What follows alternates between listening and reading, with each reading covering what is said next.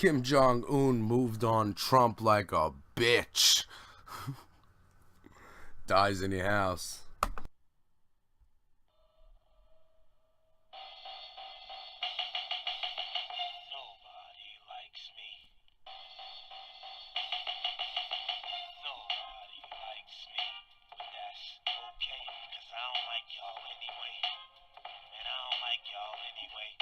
When I used to joke about rising fascism in America and the fall of democracy, I really thought I was being, like, over the top.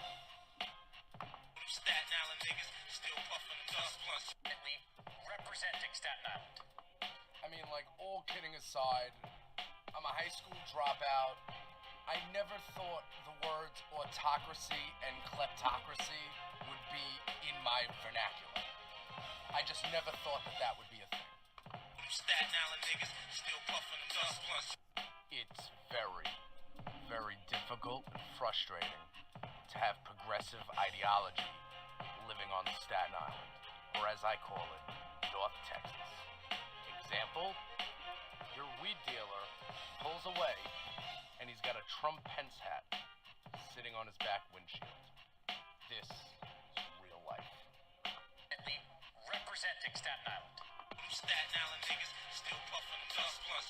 The most important thing you can do for me listening to this podcast is to not get sidetracked with distractions and nonsense. There is a person occupying the Oval Office who has committed crimes every single day of his life.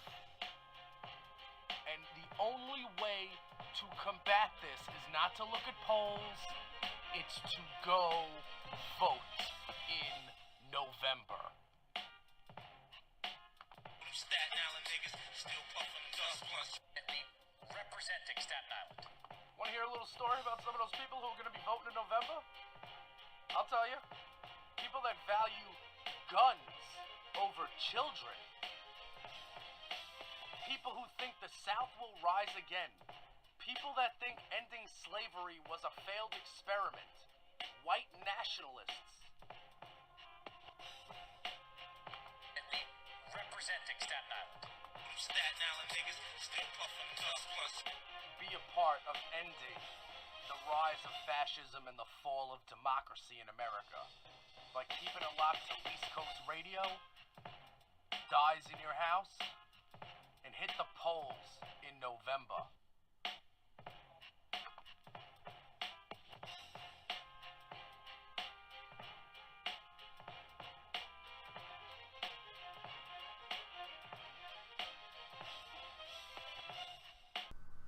Hey, yo. Who's in the house? Dyze In Your House. What is the word, peeps?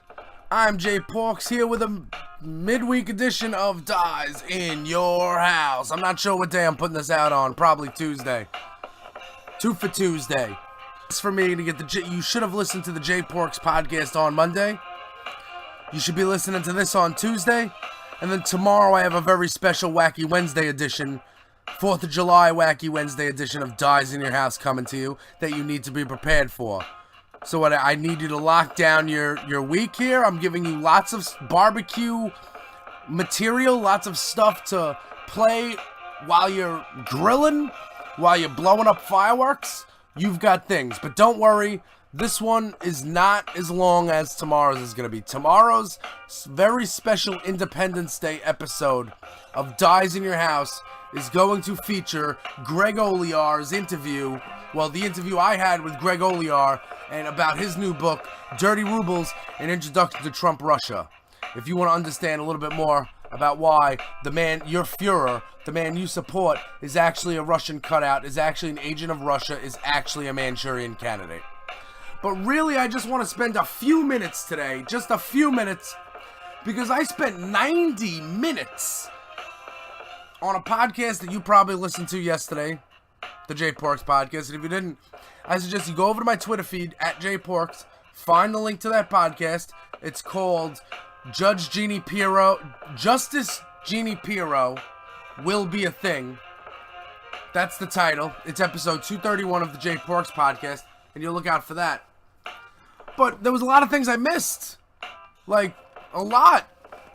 Because I get so because listen, like, I'm so obsessed with the removal of, you know, any members of the Russian government, any people that, you know, are in debt to Russia. I don't want them running things about. I don't want them running my country.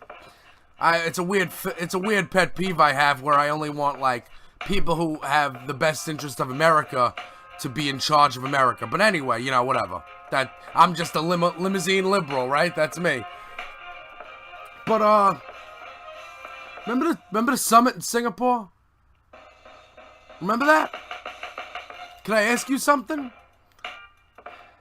I mean, it wasn't only me, but didn't every expert on this matter tell you that North Korea is lying to you? That you shouldn't give North Korea any concessions because there's no way to actually verify that they are going to denuclearize. And when you don't have an ambassador to North or South Korea, which we don't, it's hard to get messaging across. So when Trump comes back from North Korea and says that North Korea is no longer a nuclear threat, and then all intelligence agencies get together and they say, wait a second, you know what it looks like? Looks like North Korea is actually expanding its nuclear arsenal. They're working on making it more vast. And they're not doing it with transparency. They're doing it with the direct reason to deceive the United States. And you might say, well, Jay, we didn't lift any sanctions. Yeah, but we pulled troops out of South Korea. I mean, they called it War Games. It's not War Games. War Games is a movie with Doogie Howser. Is it Doogie Howser? Is Doogie Howser in War Games? Anyway, it's not war. It's military exercises, and we had the military there. You know, in case Kim Jong Un's. We got rid of them. We took them out. They're leaving. So now, who's protecting South Korea? Nobody. Who thinks that North Korea being a nuclear power is a good thing? People like China? People like Russia? I mean, I just don't. And the fact that we're skipping over this, that we might recognize that they annexed Crimea. Like, you don't go take over countries. And that's why you guys have to pay attention to this splitting California into 3. That is a Russian active measure, and you need to resist that. And I know that there are people from California saying, Jay, you're just trying to ruin this for me. Don't try to ruin this for me. No. California secession is different from splitting California into 3. But California breaking off from the United States creates a weaker United States. A weaker United States, a weaker democracy, is what Vladimir Putin wants. Okay? So, like, if California broke off into its own thing, Russia would look at that like, ha, that's their Ukraine. Like, because they think that we see, you know, because the Ukraine is not part of Russia, but they speak Russian. So, like, Putin doesn't like that. So he goes and takes over Crimea. So we sanction them. We did all this stuff. But Trump's like, you know what? We might recognize. I mean, listen, he's like, they speak Russian anyway. What kind of world are we living in where Americans care more about, you know, what is it? Not inclusion. They care more about seclusion than inclusion.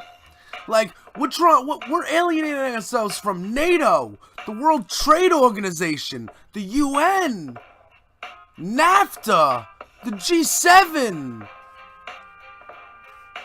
I mean, is that what this is?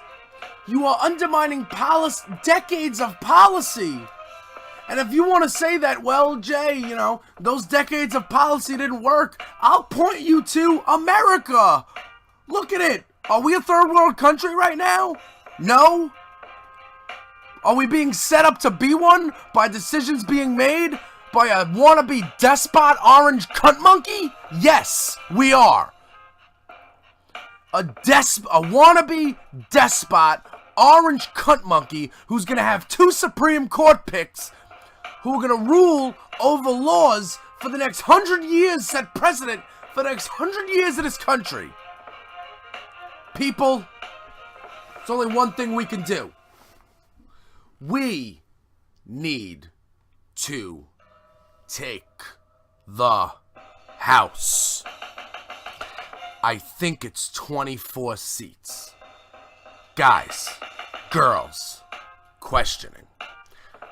That is doable.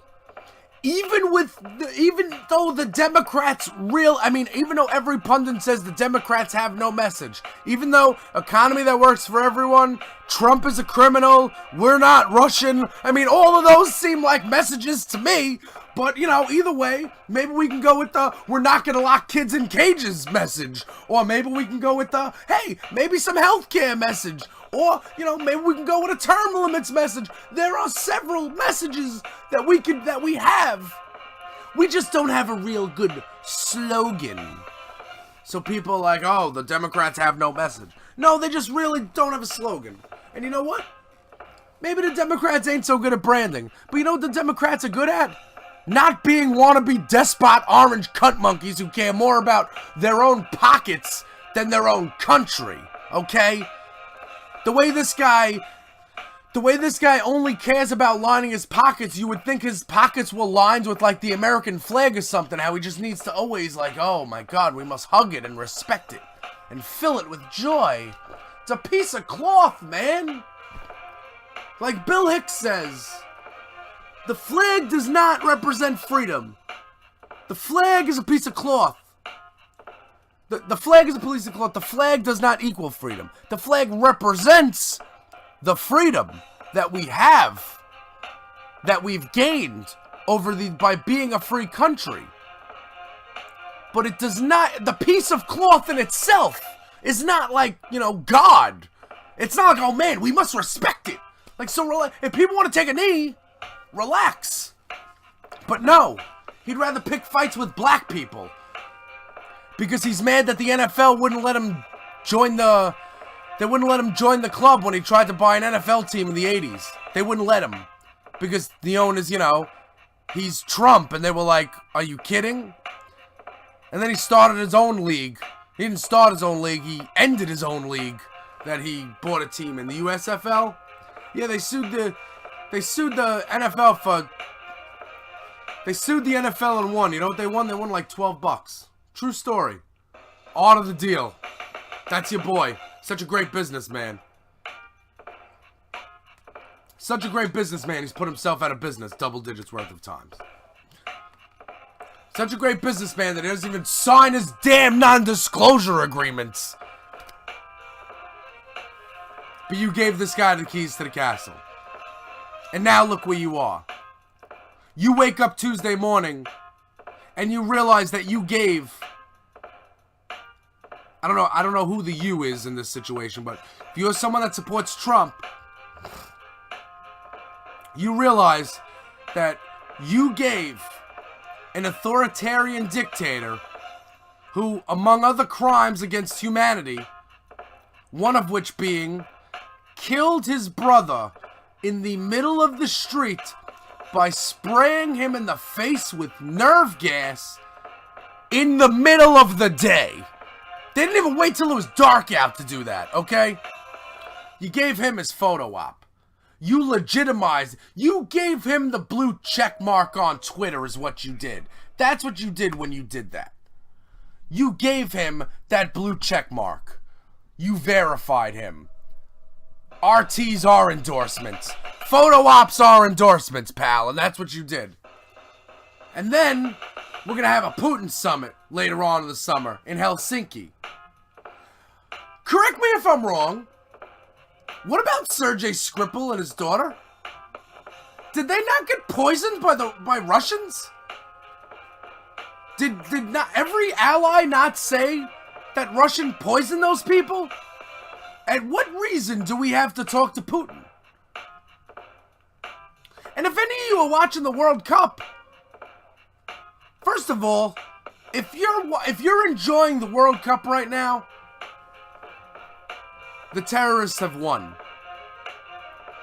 No, in all seriousness, I mean, I don't know of anything more un-American than soccer. You people talk about, like, you know, people using their First Amendment rights to talk about what is covered under the Second Amendment rights, and you call those people un-American, you call protesters un-American, and then you sit there and you watch soccer, where, by the way, the World Cup being hosted by Russia, FIFA, almost as corrupt as Russia, and Vladimir Putin, and the Russia beat whatever team on penalty kicks. Yeah. Sure the fix wasn't in. I mean, if this guy can fix American elections, soccer game ain't really nothing for him. That's all I'm saying. But hey, I'm just a limousine liberal, right? Just a limousine liberal. True story, I've only been in a limousine once. My friend Chach calls me a liberal legend. One day he'll listen to the podcast. One day he'll listen, he'll get really mad. He'll think like I'm dissing him the whole time. My buddy Chach calls me a liberal legend. Hates everything I do. My best friend in the whole world. Hates everything I do. We are like, I don't know, like, if you could talk about people taking opposite paths in life, that's what it is. So, like, if Jeanine Pirro gets to be Supreme Court Justice, we're screwed. But, I mean, in all seriousness, I really don't think he'll name Jeanine Pirro Supreme Court Justice because she's going to replace Rod Rosenstein when they fire Rod Rosenstein. But, like, Trey Gowdy could be the Supreme Court Justice. You want that guy's hair on the Supreme Court? That guy reopened Benghazi, the guy who ran the Benghazi investigation for 2 years? No indictments, by the way. See, North Korea is, with their, expanding the nuclear arsenal, they've actually got more enriched uranium now than they had before. Question. Is it uranium-2? Are we gonna call this the uranium-2 deal? Did Hillary Clinton bring them the uranium? Did Mueller bring it over too? What happened? Oh right, those were pretend stories that never happened. Those were basically made up words. But hey, whatever. Get yourself blocked on social media if you want to bother me with that crap. I don't care. Think it bothers me? Think I mind blocking people? I blocked my own uncle because he's got more followers than me and he's a Nazi propagandist. And by Nazi propagandist, I mean a Trump supporter. And I'm glad I went to Nazi propaganda there, because here's what I gotta say. New tactic, alright? Because people, a lot of these people that troll don't really support Trump that much. They just like to troll. Because, like, they missed, you know what it is? And I don't mean to, like, be like one of those nerd guys, but, like, they missed the real heyday of message boards, right? Like, I tell the story all the time about how I got kicked off Pandora. And no, I'm not talking about just, I paid $36 for Pandora 1. And I had the free, like, not free, I had commercial free. And I would leave comments, like, I would go to the Van Halen, like, you know, message board and be like, yo, you really like Van Halen? Are you okay? Like, and I would start arguments with people. And I would troll. It was fun. I was also, like, 19, you know what I'm saying? I mean, I was a kid, you know? But, like, now, these people, they missed that opportunity. They missed what a message board was. So they treat a Facebook thread like it's a message board, you know what I'm saying? Too long, didn't read, bro. Sorry. But, like, so they try, and they can't, they can't have conversations with you, and they can't troll you in real life because they're anti-intellectuals. So all they do is spew hate speech at you. And when I say hate speech, I don't necessarily mean that they're, poking a finger at you, cursing at you, talking about your people. But here's the thing. If you support Trump, you are spreading hate speech. Because that is Trump's message. Lock brown kids in cages. Don't let brown people into the country. Get brown people out of the country. Make ICE great again. That's the Trump message. The Trump message is not freedom of religion. It's freedom of the religion. The religion being, whatever pastor he's sitting with that day, whether it's evangelical or Christian or whatever. It's hate speech. So anytime there is an article that somebody shares on Twitter or on Facebook that is supporting Cult 45, and I got that from somebody on Twitter. I'm not going to take credit for that, but it's a great name for this following, the base. They are Cult 45. You have every right to report that as hate speech, because that's what it is. It offends me. It offends me that Americans would be so stupid that some of my friends who I went to school with, and I'm not saying I was a Rhodes Scholar, but it's amazing that the people that you thought were smart are actually so more anti-intellectual than anything you would have ever imagined. And it's incredible, and it's amazing. And I can't even... It's tough to fathom sometimes. So what you have to do is, when you see these people trying to troll you, when you see these people posting articles about kids that kids should be locked in cages and they support it, you need to report that as hate speech. You have every right to do that. You have every right to do that as an American. Because as an American, you have the right to go around and not be offended. And you can't say that you can't call people like me snowflakes, because every time I go into the street to protest, all I hear is people complaining, oh, look at these people, all they do is protest. What do you think that's gonna do? Go find your safe space, bro, if my walking in the street with an orange shirt bothers you. I'm actually on my way to JCPenney today to pick up more orange shirts, just so I can do more protesting. Report them as hate speech. That's what they are. J Porks, Dyze In Your House.